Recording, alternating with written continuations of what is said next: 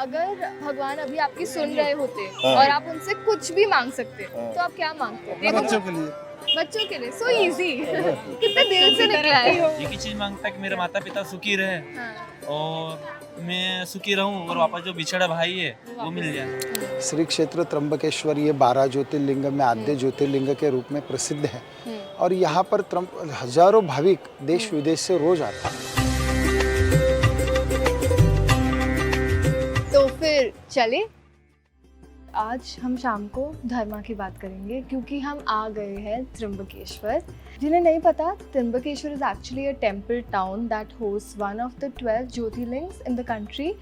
और वाइब अलग है, एनर्जी अलग है। लोग आए हैं राजस्थान से, लोग आए हैं कश्मीर से, लोग आए हैं कन्याकुमारी से, कुछ आए हैं अपने पाप धोने, अपनी विशेस पूरी करने। तो हम भी आए हैं, कुछ विशेस मांगूंगी, एक शायद मेरे लिए, एक शायद आपके लिए। तो फिर चलते हैं। इंदौर से आया हूँ मैं। वाह, इंदौर से आए आप? इंदौर से आया हूँ। तो काफी दूर है। हम झारखंड से आए हैं। लातूर से आए हैं? यस। मैं मुंबई से आई हूँ। बॉम्बे से आए हैं? जी। एमपी से आए हैं आप लोग? नमस्ते पंडित जी, मैं 2 दिन से कोशिश कर रही हूँ आपसे मिलने का, बात करने का। फाइनली मौका मिला है। बिल्कुल, बहुत बिल्कुल। ही खुश है हम। बिल्कुल। मुझे बहुत अच्छा लगा था, मैंने आपको जब फ़ोन किया और मैंने पूछा कैसे हैं आप, और आपने क्या कहा था? आनंद में है। आनंद में। बहुत प्यारी बात है, मैंने कभी किसी को ये बोलते हुए नहीं सुना। नहीं, ये कारण ही ऐसा है कि हम जैसे अंदर से रचना बोल सकते हैं, हम्म, अपने आप में सकारात्मक ऊर्जा निर्माण होती है। हम्म, और आज के युग में हमें सभी विषयों के लिए एक सकारात्मक सोच होनी चाहिए। तो मैं जब खुद बोल रहा हूँ कि मैं आनंद में हूँ, तो सामने जितना भी कष्ट आए तो भी लगेगा नहीं अपन आनंद में, अपन कोई आनंद दिक्कत में। वही माइंडसेट की बात नहीं। बिल्कुल होती है। माइंडसेट की बात, जैसे आप खुद को सोचेंगे वैसा ही वैसे होगा। अपने आप में निर्माण होता एकदम है। सही कहा आपने। आपने शुरू कब से किया ये? मैंने 18 साल की आयु में ये प्रारंभ किया। आज मेरी 52 साल की आयु है। हम्म, कम से कम 32 साल ये पूजा करते हुए मुझे हो रहा है। हाँ जी। यहाँ पर अभी हमारे पास में जो रिकॉर्ड है उसके अनुसार ये 12वीं पीढ़ी है कि जो 12वीं यहाँ पीढ़ी। पूजा पाठ करवा रही है।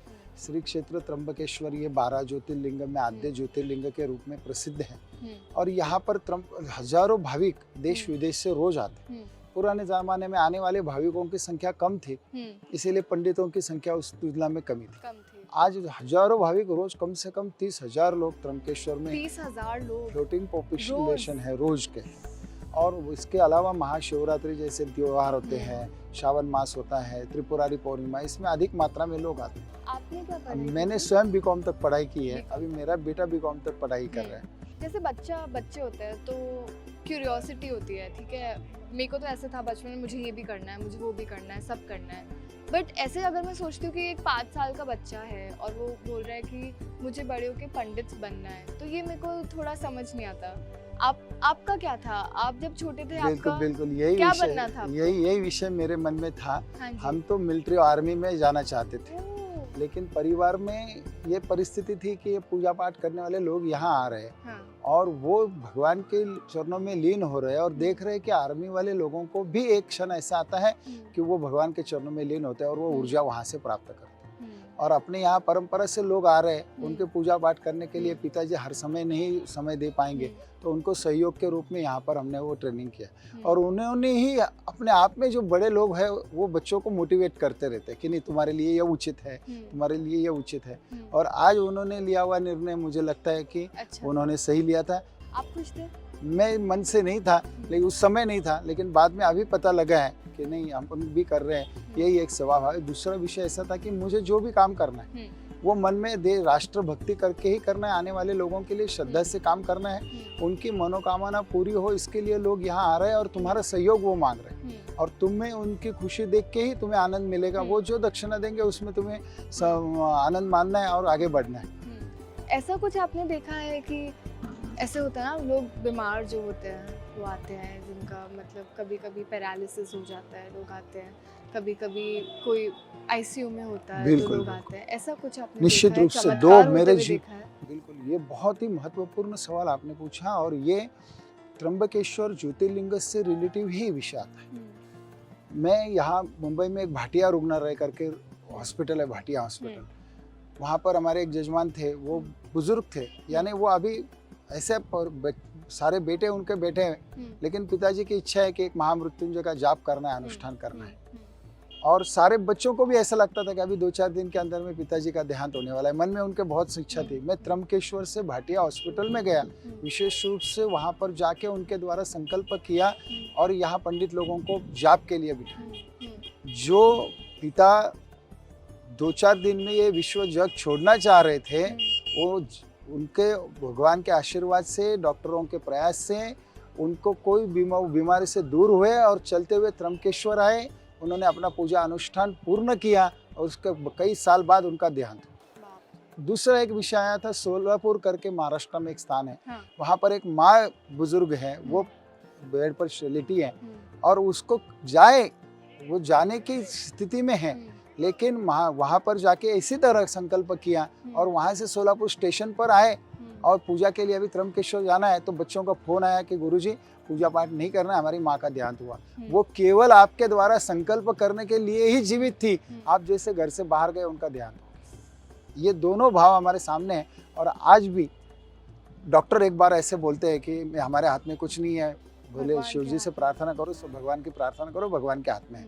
उस विषय के लिए कहीं एक्सीडेंट होता है, कोई बीमार है, बहुत इलाज करके भी उसके लिए कोई उपाय नहीं हो रहा है, तो महामृत्युंजय मंत्र का जाप ब्राह्मण द्वारा करने का त्र्यंबकेश्वर एक सबसे महत्वपूर्ण स्थान है। आप क्यों आए हैं इधर? हम नारायण नागबली पूजा करने के लिए। यार 16 में आया था, बहुत ज्यादा परेशान था, इतना परेशान था, पंडित जी ने बोला था कि बोले ये काल सर्प दो, नारायण बलि नाग बलि पूजा करवाओ आप। लिए पूजा कराने पूजा आए। होती है, नारायण बलि नाग बलि त्रिपिंडी काल सर्प की, उसकी पूजा कराने। किसने बताया था आपको इधर? ये ज्योतिषी लोगों ने बताया। ज्योतिषी लोगों ने।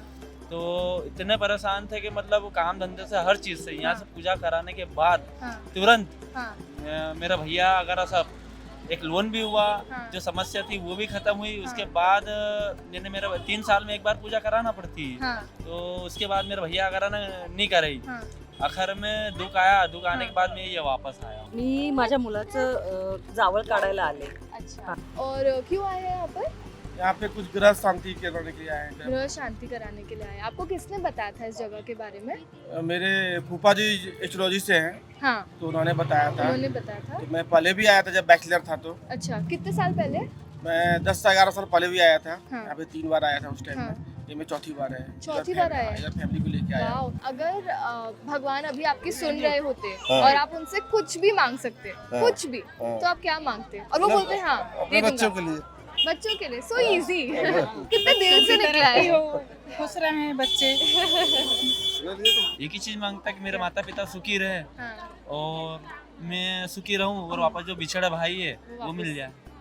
ज्ञान चाहिए बस, ज्ञान चाहिए। ज्ञान है तो बस है, वाह। क्योंकि see when mind is perfect Yeah. Everyone will be actually everything will be perfect. जो आपका माइंड अच्छा चले तो हाँ। अपन को कुछ करना है बोलते हो, माइंड अच्छा चले तो Correct. We can get from that. बस उनसे ये मांगेंगे कि आप उनके ऊपर भी दया दृष्टि बनाए, जैसे आप पे बनाई थी, इच्छाएं पूरी होती रहे। मैं मेरे बच्चों के लिए मांगूंगी। Spoken like a true mom. जी बिल्कुल। I will ask him for the world peace. यहाँ त्र्यंबकेश्वर में एक दिन बिता के, इतने लोगों से बातें करके, मैंने एक बात तो जान लिया, कोई फर्क नहीं पड़ता आप कहाँ से आए हैं, कहाँ जा रहे हैं या आप क्या करते हैं। This world is driven by 2 forces, faith and love. और ये फेथ एंड लव ही है जो हजारों को हर दिन त्र्यंबकेश्वर ले आता है। Faith in Shiv ji and love for close ones. So if you have had an outworldly experience at Trambakeshwar or any other place of faith, let us know in the comments.